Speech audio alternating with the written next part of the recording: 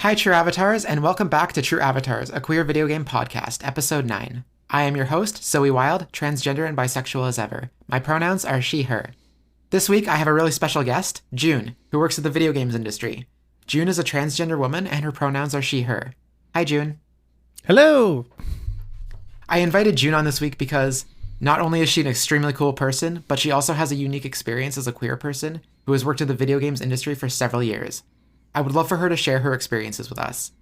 And as usual, we're going to break the ice with what we've been playing, we'll power our way through the news, and then we'll discuss this week's segment, an interview with June. So, June, what have you been playing lately? So I started playing Dragon Age Veilguard. I was really enjoying it, but then, I don't know, that game came out a couple days before the election, I think, and then the American presidential election, in case for some reason someone doesn't know what I'm talking about. And I just completely lost any sort of emotional weight to go into a new story. So I fell back into Skyrim for the 8 gajillionth time. So that's what I've been playing lately. So the Skyrim that you're playing, I know they've I feel like every few years they release a new updated anniversary edition of some sort. Are you playing the OG? Are you playing one of the remasters? I'm playing whatever is on Xbox Game Pass, because that was the easiest way to just download it and start playing again. That's cool. I love Game Pass, but then it makes my backlog so much bigger. It's very true. Especially I didn't have the previous generation of Xbox, so it's I had a lot of catching up to do on Xbox One games that I actually wanted to play. That's cool. So asking about Skyrim, I've heard it's a queer game, right? There's queer NPCs and stuff like that in there? Yeah, I think so. I mean, I know if you're playing a femme presenting Dragonborn, you can marry the other female NPCs. I don't think there's a set sexuality for the NPCs. But I mean, romance in any Bethesda game is kind of mediocre. So, but it's there. Yeah. That's cool. As for me, I've been playing, my partner and I are trying to stay active and warm while the heat in our apartment is out for another week. So we've been playing Just Dance, actually. I know it's got it's one of those from the Wii era, whenever it was just kind of shovelware feeling, mm-hmm. But and it does have that aspect to it, but it's got lots of cool, expensive sounding songs that would be hard to get the license to. Then it's fun to dance to. The game we played this week had a weird Pac-Man song that was just the Pac-Man victory song looped for 3 minutes. It was kind of weird, but it was fun. Yeah, early on in lockdown, I got a quest, the meta quest. That was, oh, cool. And I played a lot of Beat Saber, and it's the same where it's early on they just didn't have licensing for actual popular music, so it was a lot of remixes of video game tracks, and then slowly they added more pop songs as the game got way more popular and they made more money. So yeah, I'm very familiar with I don't know what this song is, but I sure like to sweat a lot while I'm dancing to it. So yeah, and it's for us, it's just exercise too, and the Just Dance games are pretty cheap to buy into. Yeah, so, absolutely. I've also been playing, I don't know if you have a PlayStation, but I've been playing more Astro Bot lately. I've managed to wrestle the PS5 controller away from my partner to play for a couple hours of Astro Bot. Have you been able to try Astro Bot yet? I haven't. My partner played a little bit of it, and I know that they really, really enjoyed it. And I know it's been getting a lot of reviews as sort of Sony's answer to Mario, so that intrigues me, and it's next on the list. I don't know, I have a tendency to fall back into games that I've played a bunch just because I'm a sucker for nostalgia. So, no, me too, for sure. I mean, I've gone back to Mario Sunshine and Pac-Man World 2 more than I'll probably ever play Astro Bot in my life, even though it's a fantastic game. Going back to that spot when I was sitting in my little beanbag chair in my bedroom playing Mario Sunshine, it just takes me back there whenever I play the game. So yeah, I get that for sure. GameCube definitely has that very specific kind of nostalgia that I think is hard to shake loose from. So I totally get that. That's fair.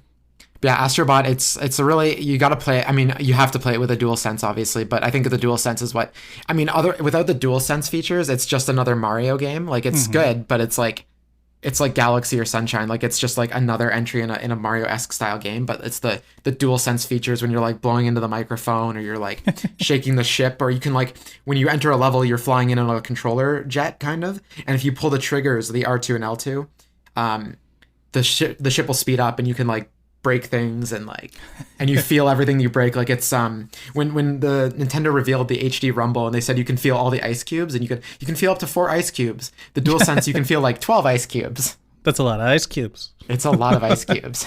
Yeah, I remember when the PS5 like first came out, there was that little like tech demo Astrobot game, and that was pretty fun too, but it did sort of feel just like, oh, so this is the kind of stuff developers could do with the DualSense, but let's see if any of them actually use it. So it's cool to see that getting more use.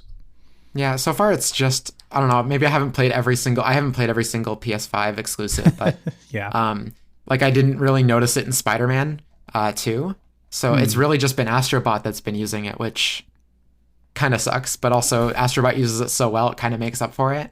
All right. Yeah, I mean, it's definitely next on the list, and probably by the end of 2025, I'll have played it. Fair. Well, let's jump into the news. Okay. Because we actually have some queer news this week. I feel like every week I say, well, there's no queer news, but let's just update people on what's going on in the games industry. But our first headline is that some queer games have actually been nominated for the Game Awards. Very exciting. So for anyone who doesn't know about the Game Awards, they've been hosting them for well over a decade, although in this format, I think this is the 10th anniversary, but the 11th iteration of it from when it started. But every year, late November, they announce the games that have been, the most popular games, the most well-done games from this year. And I think the cutoff is, like early November. So stuff that's still to come out in December, I think there's a few games. They won't be nominated till next year if they're good enough for it. But the first queer game, and this is the biggest queer game that was nominated, is Life is Strange Double Exposure. So it got nominated for a couple of things. It got nominated for performance, so Hannah Tell as Max Caulfield, the main character. And it also got nominated for Games for Impact, which is basically the category that says like, hey, look, we did some like cool, like forward-thinking progressive things, so please like us. It feels like a category that it's good that it exists to bring attention to these games, but a lot of games only get nominated in that category, which is, it feels like tokenism almost. Yeah. It's well, here are the gay games. There you go. Yeah. Baldur's Gate 3 was also nominated for Best Community Support. We just can't stop giving that game awards, even though it came out last year. Got to keep giving some of them to them. There's another game, actually. Elden Ring also got nominated because it has DLC, which is crazy to me, but you mentioned Dragon Age the Veilguard. It was snubbed in all categories except for innovation and accessibility.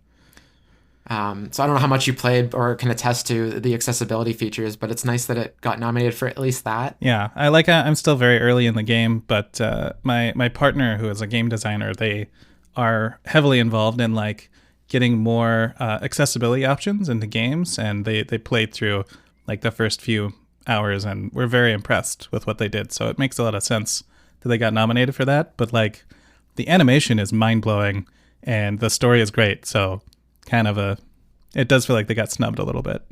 Yeah, I feel like, I don't know. I can't attest to why it got snubbed, but I feel like it should at least be in Games for Impact if Life is Strange Double Exposure is in there, because totally. From what you're describing, I talked about it on a previous episode, that I did play Life is Strange Double Exposure, and I think it's actually the worst game in the franchise. It's great for queer stuff. Like there's like everyone under the sun is in that game in terms of the queer umbrella. Well, not everyone, but there's a lot of representation in that game, and they actually have a trans character that appears on screen as a character that you can interact with. Whereas before, all the trans characters were like periphery, like in the description or in a text message, but you never actually got to meet them. So, and like to that point, maybe a minor Dragon Age spoiler, but it's like super early character customization stuff, so maybe I can touch on it. But like they do a lot to make your choice. Like if you want to play as a transgender character in Dragon Age, they don't just sort of like in the character creator you can slap a dick on your character. It's like you can actually do things that make transgender dialogue choices show up, and it's like canonically your character is transgender and the universe will interact with them and like according to that. So I thought that was really impactful and definitely disappointing that they didn't get nominated in that category. So yeah, it's crazy. I don't really like the category for its tokenism, but at the same time, like if you're going to have the category, like not Baldur's Gate, Dragon Age the Veilguard has better representation, I think, than Life is Strange Double Exposure does. So yeah, I would swap those if you're only allowed one queer game in that category. Yes. I mean, I haven't played Life is Strange game since like the very first one. So, but I do feel like it's ridiculous to not include Dragon Age for that. But we don't need to like keep going on it. We've got a lot of games to get through here. We do, yeah. So Arcane, which is not a game, but a show based on a game, it got nominated for Best Adaptation, and that features Celeste, a transgender cat girl, and then Vi and Caitlin are also sapphic characters that I think were also featured in the first season. I don't know if you've watched Arcane. I definitely haven't. So I have not, but I've definitely seen a lot of Vi and Caitlin cosplay. So oh, that's cool. Yeah. So Ghost of Yotei also got nominated for Most Anticipated Game for next year, and Erika Ishii plays Atsu, the main character of the game. And Atsu is cis heterosexual, but Erika Ishii is gender fluid. So they're playing the main character, and I think that's a really, really big deal. So really cool piece of game. representation. Like I'm so excited for this game. So me too. I also like how mad it's going to make a lot of fanboys. So that's part of why I'm excited too. One, because I loved Ghost of Tsushima, but also I love Erika Ishii, and I like when she pisses off sweaty straight boys. Me too, and she does it a lot. So yes. Also, Final Fantasy VII Rebirth got 7 nominations, and this game's queer representation is very background. It's just a couple of NPCs, but it does have some queer representation, and it also has a big queer fan base of people who ship characters that might not necessarily be together, like Cloud and Sephiroth and Tifa and Aerith. So, yeah, I mean, if you played Final Fantasy VII back in the 90s and it didn't make you a little bit gay, I don't know what you were doing. It was gay as hell back then, I felt like. So fair. And so it got nominated for Game of the Year, Direction, Narrative, Score, Audio Design, and Brianna White as Aerith got a nomination for Performance alongside Hannah Tell, as we mentioned before. And the last nomination it got was in Best RPG, which I think is pretty much guaranteed to win, I think, although it's up against Metaphor, so who knows. Strong contender, at least. Yeah. And then the last queer game that got nominated, and again, it's like Final Fantasy VII. It has queer NPCs, but it's Star Wars Outlaws. So it got nominated for Innovation and Accessibility, Best Action Adventure Game, and also Performance. So Humberly Gonzalez as Kay Vess, the main character, got nominated for Performance. I am very excited for that one, and not just because my name is in the credits, but also because Humberly is like one of the coolest people I've ever met. So I really hope she wins. But it's stiff competition this year. So it's stiff competition, but she also got a lot of crap on the internet for the character she was playing not being as pretty as her. Because they made the main character a little less attractive conventionally. I will say I think she's attractive, but they made her less conventionally attractive with like Western beauty standards. And I think that's really unfair. And I'm worried that being a person of color, she might lose out to someone like Brianna White, who I also think is just as worthy of winning that award. But I think from what I haven't played Star Wars Outlaws yet, that's my winter holiday game. I'm going to sit down with that. But from what I've seen of like cutscenes and trailers, and I heard one interview with her, and I think she is as deserving as Brianna White is. Yeah, and like she is just stunningly gorgeous. So it was shocking when like finally the key art and like all of the trailers and stuff started rolling out, and I'm like, oh, I mean, she's pretty, but Umberly is like stunning. So could have put a little bit more in there, but there's a little bit of inside baseball. I know that a lot of times AAA games will avoid doing too much of a character's likeness to the actor, because then you run into like likeness issues, like licensing someone's actual physical likeness. So I'm sure that factored into it somewhere, but it's like, I don't know, she's a super pretty Latino woman. Like you could have put a little bit more in there of that, but yeah, I also do think it's good to play devil's advocate. I think it's good that like if a young woman or a girl is playing this game for the first time and she hasn't played a lot, or even if she has played a lot of video games, but to see someone who's less conventionally attractive on the screen. So, and that's like not to say that Kay Vess isn't attractive, because she is a very attractive video game character. So yeah, I think so too. I think it's just like having bumped into Umberly like walking around the office just to get coffee, and it's like, oh my god, you are stunning. I need a second to like collect myself. That's cool that you got to meet her. Yeah, very, very cool, friendly person. So I wish her all the best with the Game Awards. Me too. So even though we listed off a bunch of stuff that is queer, I still think the representation was kind of terrible for queer games at the Game Awards this year. And because like most games were actually vehemently cisgender and heterosexual, if they had any romance or sex at all. Lots of cishet characters, lots of games that specifically excluded queer romance options where they had the ability to do so. In the content creator section and esports categories, there was only one woman. The rest were men.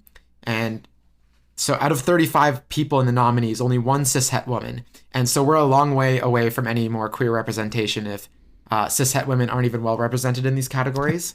So yeah, it's disappointing to say the least. Yeah.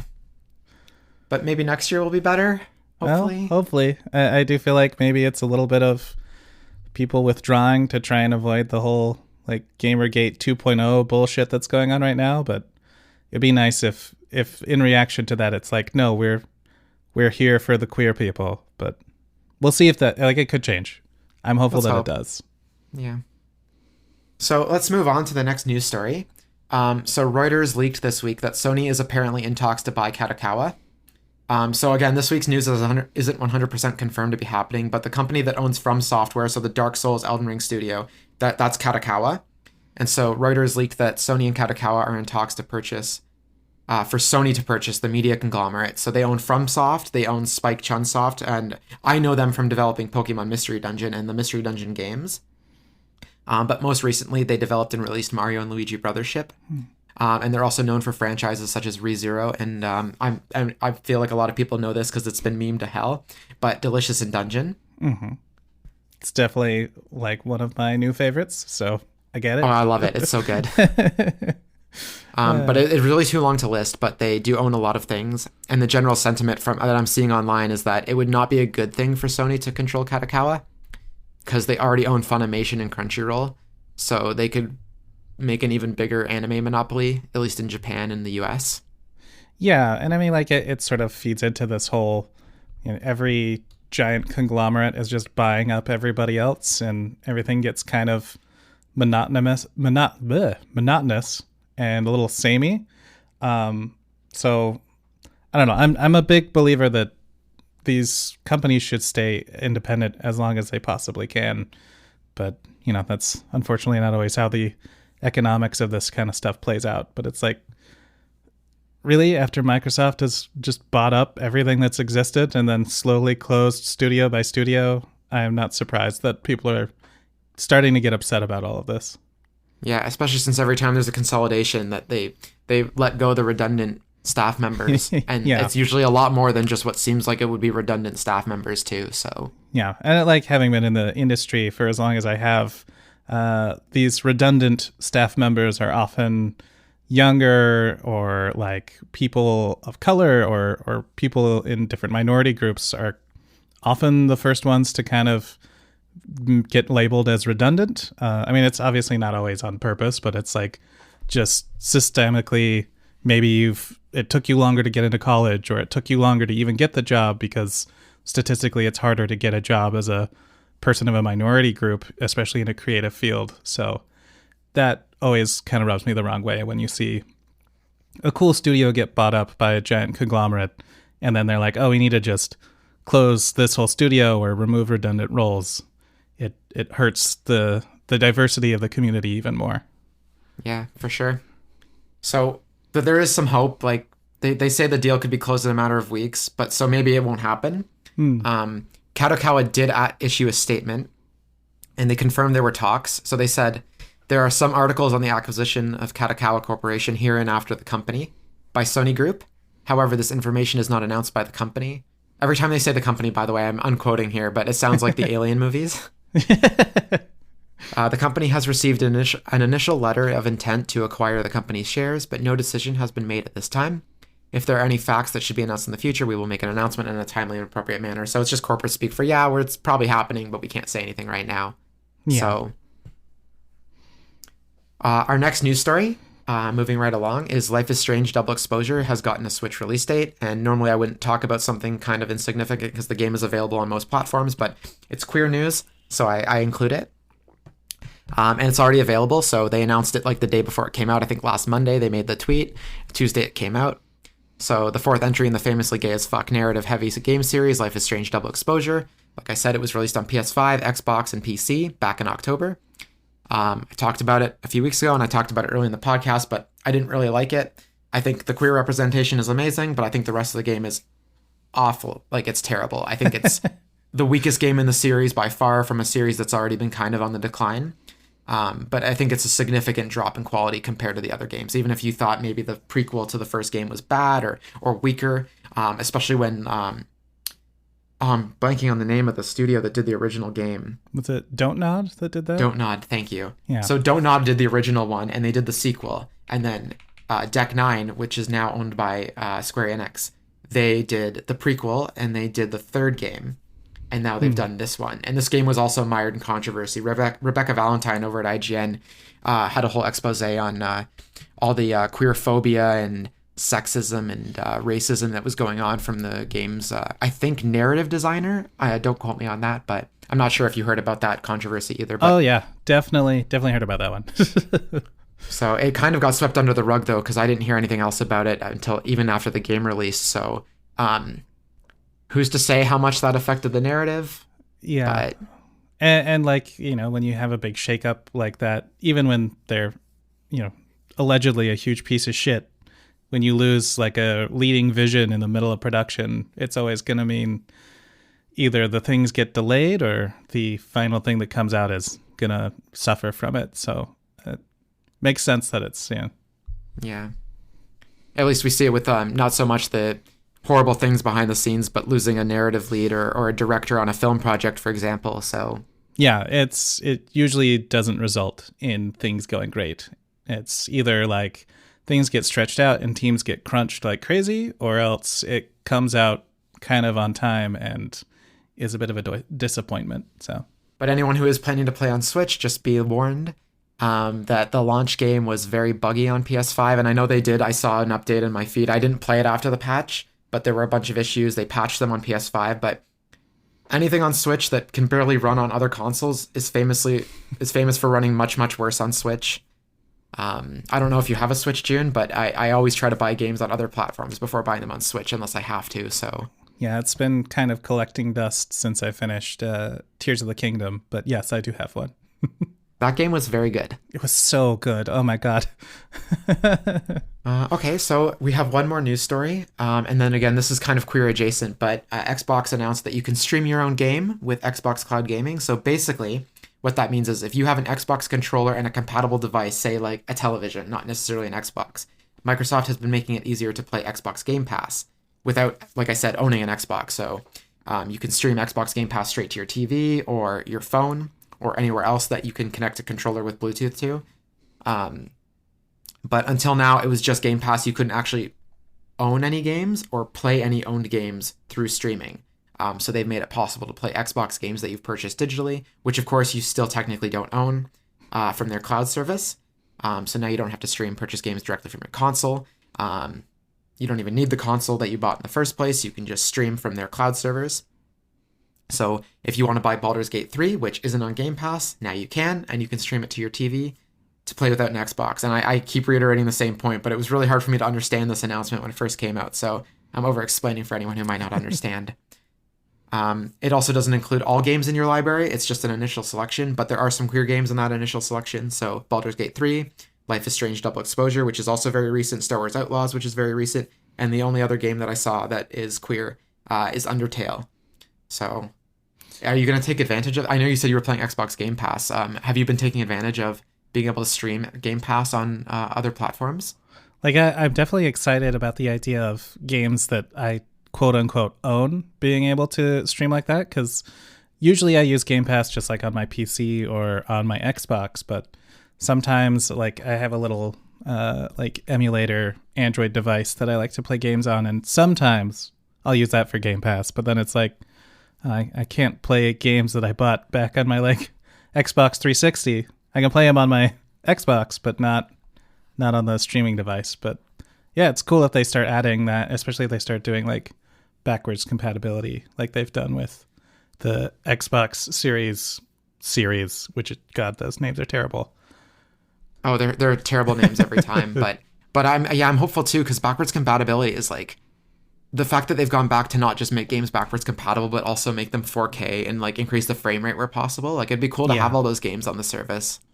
Absolutely. Like I'm kind of a huge nerd about the Splinter Cell series, and the ones that were on the Xbox 360 are super fun, and I bought them digitally a long time ago, and it would be nice if I could like stream that to my handheld, but I don't know, probably wishful thinking there.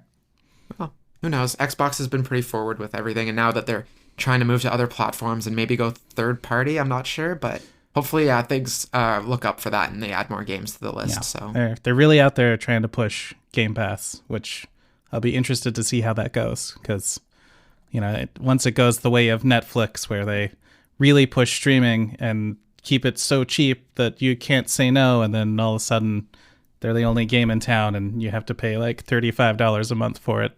Well, they've already raised the price quite a bit, which is why I canceled my subscription. So so we'll see how it goes, but I'm enjoying what I can do with Game Pass already. So okay, so we've reached our segment for this week, which is an interview with June. That's me.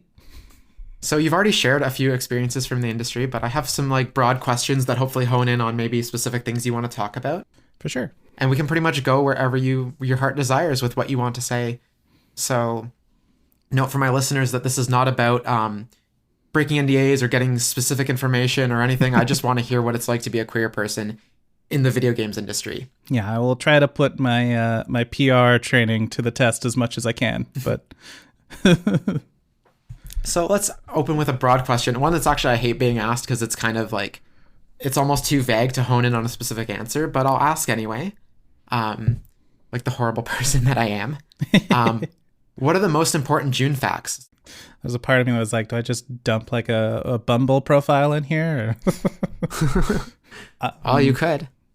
Yeah, I guess, I don't know. I'm a huge gamer nerd. I've been playing video games since I was like a teeny tiny child, when my cousin would babysit me and my brother and just hand us a controller that's not plugged in while she played Mario. So, but yeah, I'm a little bit of a retro game collector. I have a bunch of consoles all hooked up to my TV so that I can play them on a whim. I think I mentioned earlier, I'm a bit of a sucker for nostalgia, so I do that a lot. I was going to say, recently I've been getting back into Guitar Hero a little bit, which has been fun. But as far as consoles that I have all of the PlayStations, which were a lot of fun to collect for. I have the Dreamcast, the GameCube, Nintendo 64, Super Nintendo. Yeah, just a nice little collection, plus my Wii and my PS2 that I've had since I was a teenager. So all those games are so expensive to collect for now. I want to get into, but oh my God, they've gotten so expensive. Like I'm fortunate that I started really getting into collecting like 5 or 6 years ago. So it's like things were still pretty cheap. Like there was a time where GameCube started getting expensive and everyone in the community started getting really confused and upset because it's like, this isn't what this like hobby is supposed to be about, but it's just kind of bled over into every kind of game at this point, which is disappointing. Well, I don't know if you've seen that. Speaking of GameCube, there's this game called Piglet's Big Video Game or something like that. And people discovered, it went viral, that there was like a Silent Hill 2 inspired level in the game. Yeah, I've seen little bits of that here and there. It looks hilarious. It does, but if you want to try it out, you're probably going to have to emulate it, unfortunately. And I'm not endorsing piracy or emulation necessarily, but when I saw the to go to a game store now and pick up that game, everyone's clued into the fact that everyone wants it for that Silent Hill 2 level, which is only like a 3-minute level in the game, in an otherwise mediocre game that has never been worth more than $10. And now suddenly it's worth $250 Canadian to buy this game. Jesus. Yeah, and like good luck even finding it in an actual store, because it probably didn't sell that great to begin with, because like you said, it was a mediocre tie-in game for like small children. So who knows where you're even going to find it outside of like eBay. So then my next question for you is, what are your 3 favorite video games? Yeah. And why? Took me a second because you sent some of these questions ahead of time and I had to think on this one. I think my like default answer for favorite game is usually Legend of Zelda Majora's Mask. I think it just holds such like a special, again, nostalgic feeling for me. I just loved how like alive Clocktown felt. It felt like that was kind of the first time I'd ever seen something like that. And definitely like shaped my taste in video games going forward, which I think is like a big part of what makes it my favorite. And then the other two of my three favorite video games are maybe like recency bias, but I love Baldur's Gate. So good. Baldur's Gate 3 was incredible. I put an ungodly amount of hours into it. I think I capped out at around almost 400 hours, which That's feels impressive. like disgusting at the same time. But yeah, it was just so much fun, and it just reminded me a lot of like playing Dungeons and Dragons with my friends in college and how just crazy we could get with it. And the fact that they managed to build a game that let you do that was mind blowing to me. And then I very recently finished Cyberpunk 2077 Phantom Liberty, and I really, really enjoyed it. So that's probably my other one right now. When I first played Cyberpunk, it was so broken that I Oh would God, press yeah. the crouch button and it would like I pressed it 4 times because the crouch it wasn't working. And then my character, after about 2 minutes of loading, crouched down, up, and then I was like, I can't. I played for an hour. I couldn't play the game. So, and that was Yeah. launch day on a PS4. Yeah, But same. I'm assuming it's. Sorry, go ahead. I also like I pre-ordered it on the PS4 and was super excited. Like I even bought a PS4 Pro to play it on launch day, and I couldn't get past like the beginning. There's like an early part where you meet up with your friend while he's just grabbing lunch, and every time I went up to talk to him, the game would just crash. So I couldn't get past that like early moment in the game, and I was lucky enough to like get the refund that everybody got, and then yeah, like I think like a year or two later, it was on sale for 50% off. So I bought it on my PC and ended up like falling in love with the game because I'm like, oh, hey, here's that game they've been promising us the whole time. So Well, I'm glad it eventually paid off. I think it's very rare that a game like that really they make big promises and then they release it and it's terrible. They usually just move on. But between that and No Man's Sky, I'm glad they kind of followed through. yeah, it definitely had a No Man's Sky moment. And it like for people that don't remember, I feel like the Witcher 3 kind of went through it similarly, just with a lot less eyeballs on it. But like when Witcher 3 first came out, it also was a pretty buggy mess. Definitely not to the level of Cyberpunk, but enough that like diehard fans of The Witcher kind of just suffered through it until they patched it to the point that it worked. And then the game like exploded in popularity.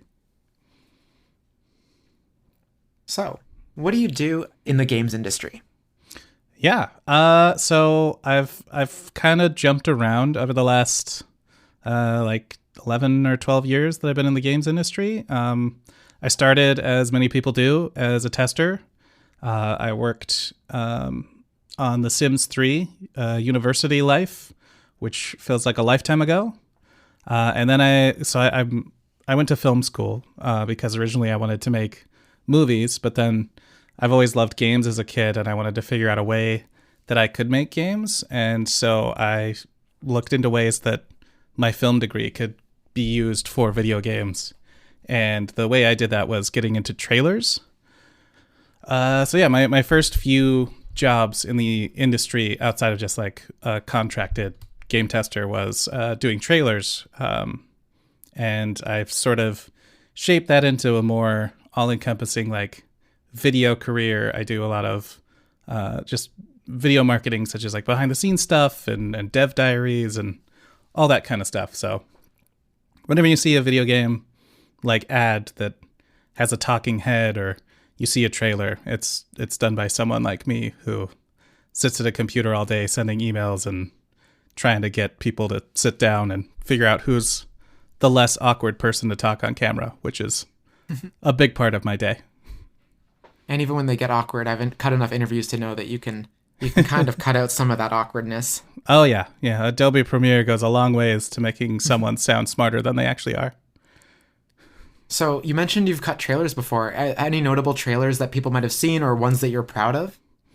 Yeah. I mean, I worked at Telltale Games early on in my career. That was my first trailer editing gig, and I jumped on right when they were starting to launch their Batman series, which was really fun to do trailers for because like we got to go kind of overboard and try to make them as like different as we could. We always tried to like, okay, this one feels more Christopher Nolan, so this episode let's do like a very Dark Knight inspired trailer, or then we do one that it's like, I don't know, I really like the old cheesy Tim Burton Batman movies, let's kind of lean into that more. So it was really fun to explore like the voice of Batman and how we could change it depending on what each episode was like, because I don't know if you're familiar with Telltale Games, but they would release games episodically until like the final episode would come out, and then they do like a full season release. Yeah, no, Life is Strange used to do that too until recently. So. Yeah, they were like our biggest competitor was Life is Strange and like the Don't Nod games. But yeah, and then I've done little trailers here and there. I started moving more into the like production side of things with some of the like more major releases. Getting to work on the marketing campaign for Star Wars Outlaws was super fun, just because it was like getting to talk to really passionate people who got to work on this franchise and hear them tell their stories of like growing up as Star Wars nerds, and now they get to write like Star Wars games. It was really fun to get involved with that. Here in Toronto, where I live, Ubisoft Toronto handled mostly the narrative side of the game, so all of the things that we talked about in our office was all narrative related, which was super fun to get involved with. So when there's like positive or negative press, especially on social media related to like a marketing cycle or an upcoming game, how reactive is the marketing cycle? Like, have you had a new trailer thrown onto your desk or onto your pile of work saying like, oh, we need to cut something that kind of changes the narrative? Or is the marketing cycle like planned in advance and like you don't react at all to it? I think it's a little bit of both. There's definitely like marketing beats that are called out months or even years in advance. But yeah, like sometimes you'll send something out, especially if it's like something that you've contracted a like animation house to do like a cinematic trailer. You can't really change that even if like there's bad feedback on something that just came out. But if it's just like a gameplay trailer or something, you can work with the team to like, oh, they really didn't understand what the gameplay is supposed to look like. We need to work to like really highlight this other stuff that it's like, they say this is what they want and this is what the game actually is, but for some reason the last trailer didn't show it. So let's really lean into how we can show that in a way that we didn't before. And that's mostly like the reactive content that we do. But sometimes, you just, no matter what you do, you can't always please the fans. So you just got to keep moving forward with the plan that marketing says is going to work and hope that the people in the marketing team are making good decisions. So this is I'm trying to move us towards a more queer related topic, but I'm so curious because this also like, I'm a video editor too. Yeah. So I'm very curious that when you get the gameplay footage, I know that for some games and some movies, like for example, when Marvel sends out clips to their trailer houses, mm-hmm. which are contractors, and they're trying to like keep like let's say the new Avengers movie under wraps, they'll send only very specific clips, and they might even use special effects to remove things so the trailer house can't leak things in certain things. Mm-hmm. When you receive gameplay footage, for example, do you get like, let's say an hour of just like raw unedited gameplay, and then you're like watching through it, like you scrub through it and you find the best, most exciting clips? Or do you have like a mandate saying like, okay, you're going to get like a 5-second clip of K-Vest doing this, and you're going to get a 10-second clip of like the enemy doing this. And okay, here's a clip of the cute little robot in the game. Like, how does that work? Yeah. Like I didn't really touch a lot of trailer stuff with Star Wars Outlaws, but like I've worked on Disney properties before, and it's under such like more strict guidelines on what you can or cannot show. And a lot of times it's like you were saying with Marvel trailers, you'll just get sent specifically only things that you can use. And it's like kind of your job to assemble the puzzle pieces in an interesting way. But yeah, with other games that aren't under quite as much scrutiny as like a Disney property, usually it's like on my end, I would work with a gameplay capture artist, especially since I've mostly worked in-house, not an outside contractor. And so I would just like go to their desk and we'd come up with a plan to figure out what exactly we would need to make this look interesting. Sometimes it's just me. Sometimes it would be like someone specifically from the marketing department that's like, oh, we need to make sure we showcase this. And then, we kind of use our collective creative eye to essentially like edit the trailer while we're capturing the footage. And then that also makes my job a lot easier when I take it back to my desk and actually cut it together. So That's so cool. yeah. So what is the gayest game you've worked on? So this question I feel like was tricky for me because it's like when you're on support staff, it always feels a little weird to say like you worked on something because, I'm not in there like writing the code or designing the characters or writing the story. I'm more like showcasing what other people have done. Well, if this makes you feel any better, I've been listening to a lot of Kit and Krista for their insider Nintendo stories and stuff like that. and their names, I don't know if their names are in the credits, but they work on the marketing team. They work on getting stuff out to stores and stuff like that, or they did when they worked for Nintendo.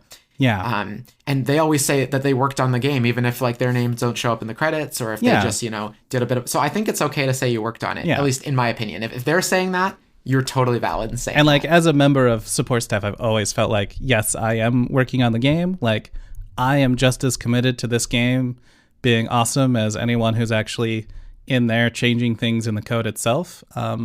So gayest game I've worked with probably very recently when I was at Ubisoft, we had a program called the Ubisoft Indie Series where we would hold like a contest here locally in Toronto of different local indie studios could apply for grant money. And we would like pick them and do like a big cool award ceremony. And then they would get a certain amount of grant money as well as support from the studio. And a lot of these small studios want marketing support because it's like, it's kids that went to school for studying like engineering or art or animation. None of them went there to get a marketing degree. So as someone who's been in marketing for a long time, I've gotten to support a few really cool studios. But one standout is a studio called Rocket Adrift. They're here in Toronto. Tiny studio, it's just 3 people, but they were featured at Day of the Devs in San Francisco, and they wanted to do like a really well-polished video to present their game so that people would, see it through the crowd and be able to play it. So I helped them put that together, and it was really fun. It was for a game called Psychroma, which is like a psychological thriller.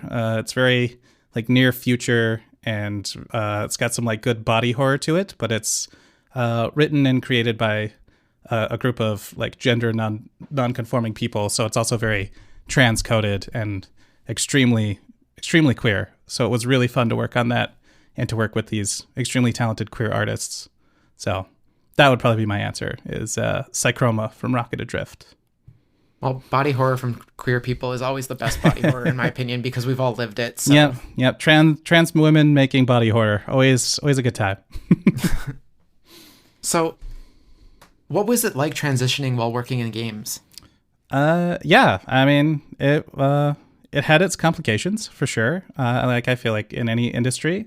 So when I transitioned mainly while I was at Ubisoft. I was there for 2 years, right after I moved to Canada from California. And when I first applied, I was still using like they, them pronouns, and I was trying to present more masculine, I think, just out of like my own feelings of safety and security. Like, I don't know, I feel like I held on to masculinity as sort of like a comforting blanket. And then, but applying with, even with just like they, them pronouns, it was tricky to kind of like, okay, are they going to actually use them in a Skype interview, or am I going to just get misgendered the entire time? And I was fortunate to have like a really incredible recruiter. His name's Jonathan Pavin. He was at Ubisoft. Now he's at a VR company called Sin Studio. But he was really good at like coaching everyone to be like, okay, this person is non-binary. Use they, them pronouns. If you don't, here's what happens if you screw up. Like, don't make it their deal to fix it for you. So that was really helpful, just having like an ally there to help me through it. And then once I got in the studio and, I got further in my transition and got more comfortable and changed my name and my pronouns and started coming out, there was definitely like majority of people were very, very cool about it. It was a fairly safe space to transition. And I feel like depending on the studio, it's a fairly queer space. I mean, we work in art, we work in programming. I feel like these are two things that super attract queer people. But it wasn't without its challenges. I definitely got like a firsthand crash course on what misogyny feels like. It's not great. It's not great getting like mansplained to by people about things that you've been doing for like a decade. Definitely helped me understand maybe some bad choices I've made in the past and how I could adjust the way that I talk to people. But yeah, it was not without its challenges, just because, not only are you living and working as what people are perceiving as a woman in a professional space, but also you have to like contend with the fact that you are a trans person and probably the only trans person on your team. So it's like suddenly the team has to get used to asking people's pronouns. And sometimes you have to be the one that points out maybe you should do that, especially if you're creating content that's going out on the internet with lower thirds. You got to make sure you actually put someone's pronouns correctly. So yeah, not without its challenges for sure. Yeah, pronouns are such a simple thing, but even at my workplace, I got misgendered early on, and I put my pronouns in my my handle on Slack just so people knew. And I still got misgendered, and nobody else ever said like, you know what? Oh, Zoe put her pronouns in her bio, so maybe we should like do that as well. And no one was ever really super transphobic. It was never hostile. It was never malicious. It was usually a mistake. But it does feel like pronouns are one of those things that's like so easy, but everyone kind of resists. Yeah, absolutely. And like you said, I never felt like any misgendering or anything that I experienced at the workplace was like intentionally malicious. It just always felt like either misplaced or misguided. Like, oh, I got so used to just being like, hey, dude, even though when you were presenting non-binary, you said, I don't like that. It's like, it feels extra weird when I'm like with a full face of makeup and a dress and like really dolled out. And they're like, oh, what's up, man? I mean, shit. It's like, okay, this is just going to be what my day is today, I guess. So, yeah. I mean, I have, where I freelance, I have, there's a couple people that, and you learn who to trust and who's like, who you can push a little bit back with and who you can say, hey, I want to correct you, or hey, please don't call me dude. Like there's one person that I felt immediately safe with, and I said, he called me dude, and I said, don't call me dude. And he immediately felt bad, and he said sorry. And there's another person who calls me man all the time, but he also says that to everyone. So it took me a while to clue in. I was like, he was a little intimidating at first, but it took me a while to clue in that that's just how he talks. And it's not about me necessarily. So they definitely had a similar experience at work where it was like one guy that just kept being like, oh man, that's so cool. Oh man, so cool. And like, I would feel weird, but then he'd do the same thing to like cis women or anyone else around him. It's like, oh, that's just how this guy talks. I'm not going to take it personally. And I don't know, he ended up being like definitely one of the nicest people I've ever worked with. So sometimes you just got to meet people where they are. It's not always the best, but sometimes it's like, okay, I'm not going to force you to change the way you talk to everybody around you just because it makes me a little uncomfortable.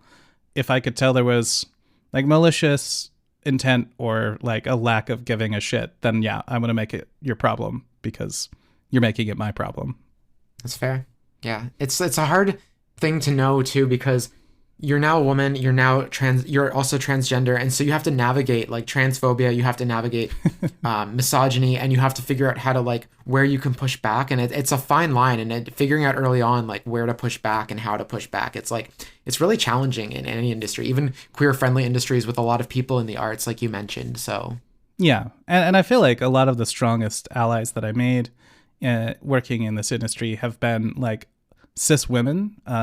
I feel like they're often the ones that sort of like would jump to my defense or be the first ones to kind of like be at the front line with me, I think, because they were the other ones who were experiencing misogyny and knew what it looked like. And sometimes we even had to be the ones to point it out to me, where I'd be like, oh, this guy used to be so like nice to me and cool to me, and like me speaking up used to be viewed as like initiative and being bold and assertive, and now it's like a problem and I'm getting like written up for it. What the hell is that? And I had to have a female colleague be like, yeah, that's misogyny. Like he's doing that because you're a woman. And it's like, oh shit, you are absolutely right. I did not see that coming. So I like to call that euphoria. yes, strong euphoria for sure. So you also mentioned moving countries. How did that impact your career? Was it difficult finding work in a new place? Yeah, so I was living and working in the San Francisco Bay Area for 7 years, I think. And it was just like as I was starting to understand more about my queerness and like the safety or lack thereof of living in the US, my partner and I decided to move to Canada. Didn't have any more of a plan outside of that. And they got a position with one of the Activision studios, Sledgehammer, and they were willing to move us to their Toronto office. So like we had never been here. We'd never visited the city before. We just showed up like a month before our move and looked for an apartment and just sort of went for it. It was definitely intimidating, especially like trying to figure out the immigration process of a completely different country. But we were very fortunate that we had like a huge AAA Goliath behind us, like with lawyers that could help us figure that kind of shit out. And then, yeah, I mean, finding a job here wasn't overly complicated. I think just because there is a pretty big game scene here. The indie scene here is maybe not as big as like a city like Montreal is, but there's definitely no shortage of studios around that we could start looking for different positions. Yeah, and then that's when I saw a job pop up at Ubisoft Toronto, and I mean, I don't know how much it factored in that I was still presenting fairly masculine at the time. I haven't really interviewed for a job since I've like really, I mean, as fully as someone can transition. Like I'm living as a trans woman now. So I'd be interested to see what that looks like as a trans person, but I'm freelance now and sort of just work with clients that I know and trust already. So I think it's been a little bit easier of a go for me than someone who maybe is just starting out in the industry and also has to deal with like transphobia and transmisogyny and all of that stuff. So Yeah, I've been lucky that I haven't had to actually have a formal interview for any positions since transitioning. Everything's been kind of word of mouth and maybe like a phone call to verify, you know, like someone's, you know, just how they are. The last job I got, which is where I am now, well, as a freelancer, I just kind of emailed and said, I sent one YouTube video that I'd edited like a week before. And I said, like, I cut this in a day. It was a 10-minute video. It turned out pretty well. And at that point, I was almost considering leaving video editing altogether because I couldn't find work as a video editor. I was stuck as an assistant. And so I just emailed this person and I said, like, I wasn't rude, but I was blunt. I was like, my vibe was basically like, hire me or don't hire me, but this is my work. Like, have a good day. And it actually, it worked because I guess I found out later they just desperately needed someone. And I just happened to also fit the bill and come along at the right time. But also, like, the next email was like, cool, what's your rate? So like, they didn't want to call me. They didn't want to like verify it, I guess, because I'd already been referred by someone else they worked with. So I can't imagine. And this is all that to say is like, I can't imagine what it might be like for be early in transition and interviewing for a job. Yeah, I mean, like as you know, it's like this industry, at least like video production and video editing specifically, it's very much a like who you know and the connections that you make kind of industry. So it's like if you're already making connections with people that don't give a shit that you're a trans woman, they probably can connect you with other people that don't give a shit that you're a trans woman, or maybe even like view it as a bonus. Like maybe it's a studio that's run by trans people and they would feel more comfortable just hiring another trans person to like represent who they are. Cause that's a lot of what I do is trying to put the best foot forward for the people that are making these games. So it's a lot easier to do that if you understand the like life that they're coming from. So you might have just answered this question a bunch of times in a bunch of different ways, but I'll ask you anyway. What brings you joy about working in video games? Yeah, I mean, like I was saying, I think the biggest thing for me is telling people stories.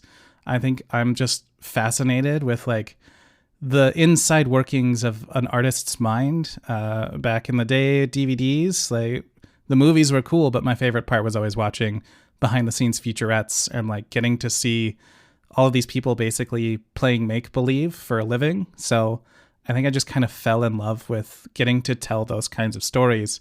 And I've been very fortunate to get to do that on some pretty impressive like IPs and things. Like working on Star Wars was definitely a little bit of a like dream come true. Getting to be there like on set when they're doing the performance capture for the cutscenes and stuff was really cool. And like when I finally played all the way through Star Wars Outlaws and saw my name in the credits, I definitely got a little choked up because it was my first credit with like my new name. So it was very meaningful, especially that was a Star Wars was my first credit. So yeah. I love getting to tell these artists' stories and be there when like the art is getting created, to just be a fly on the wall in like some really cool moments. It's wonderful. So what are your future career goals? So I very recently left Ubisoft. It was just like I think like 4 months ago. I went freelance just because like I was having more fun working with smaller studios, and like I'm fortunate to be in a financial position to like be able to step away from a more sure thing. And like the industry is in such turmoil right now. It seems like every other day we've got a new news story about a giant studio laying off hundreds or thousands of people. So if it's going to be unstable everywhere, might as well do something fun. So I've mainly been focusing on helping out small studios that are either fully queer-led or mostly queer employees, especially if they're telling like queer stories. It's unfortunately like studios that don't get a lot of money or attention, so they can't always afford like big flashy marketing assets. So I feel like it's sort of my job to come in and provide that AAA experience, but for like an amount of money that they can afford, because I don't know, I feel like these are stories that we need now more than ever, and I want to do my 100%. part to help get those out there. So That's really nice, actually. I like that answer. yeah, I mean, I feel like I'm practicing my sales pitch right now. So I Hey, appreciate if someone the listens to this space. and hires you, I will consider this podcast a complete win. So Yeah, and it's like I'm trying to move a little bit out of just games as well. Like I want to just work with queer artists and trans artists of any kind. Like I've definitely like helped a friend produce her short film that we're trying to like use as a calling card to get her money for like a feature film. And I've recently, I can't talk a ton about it, but I've been working with some like queer musicians to try and set up like different like tours and stuff that they can do. So it's just kind of trying to reach out to as many queer and trans artists as I can to get their voices out there however I can. So if you could give any advice to other queer people aspiring to get into the video games industry, what would it be? yeah, totally. I mean, like there's sort of the general advice of trying to get into the games industry. Depending on what you want to be doing, do the work. It sucks to do the work for free sometimes, but like one friend of mine who was the narrative director on Star Wars Outlaws, when he was asked the question like, how do you get into narrative design or how do you get into writing, his example was like, well, get some friends together, go make a game for a game jam, like use Unreal or Unity or any of these free game engines. Because if you can apply with like a finished game, it's going to put you above the rest of people that is just like, oh, I went to college and studied game design. So just like general advice, I'd say is that. On top of that is like, get involved in the community. There's a lot of spaces for queer people that work in games, whether that's like a physical or an online community. It goes a long ways if you can do it in person, just because then it's like these people that work in the industry in your city will have you as like someone that's physically there that can jump on their team at a moment's notice.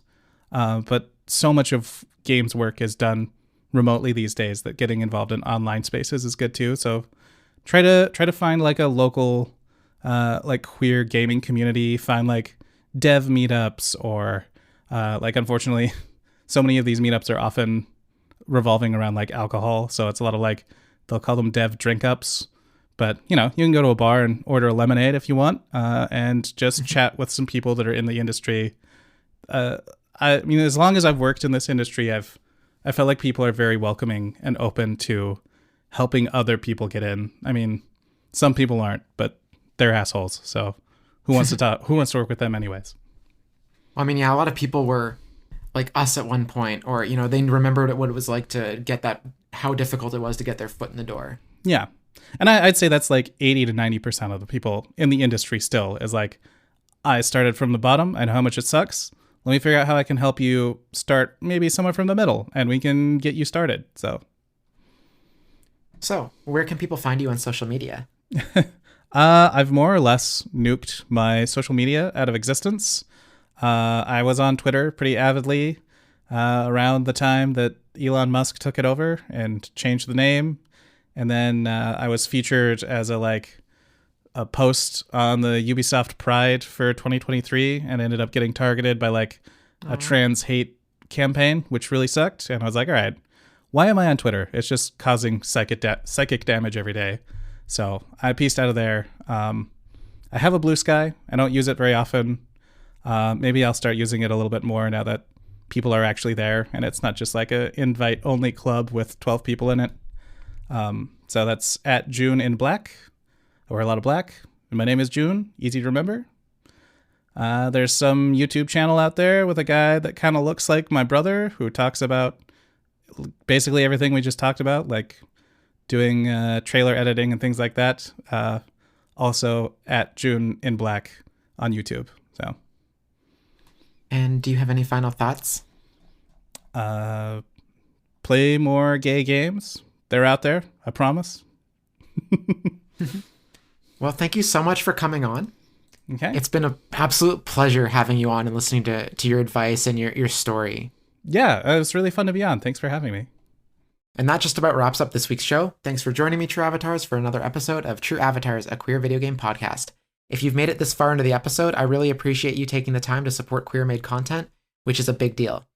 It's been really fun working to bring this podcast to you. I know not every piece of news is queer-themed and not every segment is queer-specific, but I do my best to bring queer voices on every week to discuss what's relevant in video games. I hope you can follow me on Twitter and Instagram at Wild Zoe Appears. I also have a YouTube channel, Wild Zoe Appeared, which is currently kind of dead since I haven't posted in a year and a half. I'm trying to rebuild my social media presence and this podcast is just the start. Importantly, if you or anyone you know is queer and involved with video games in some way, please don't hesitate to reach out. I would love to hear from more queer voices in video games. Your voice is unique and valid and worth sharing with the world. And if you don't want to be on the show or you know anyone who's interested, but you know about a cool queer video game or a games industry story that's queer related, please let me know. Things are tough out there and queer people need to stick together whenever we can. Bye, True Avatars. Thank you so much for listening and I look forward to speaking with you all again next week. Take care and stay safe.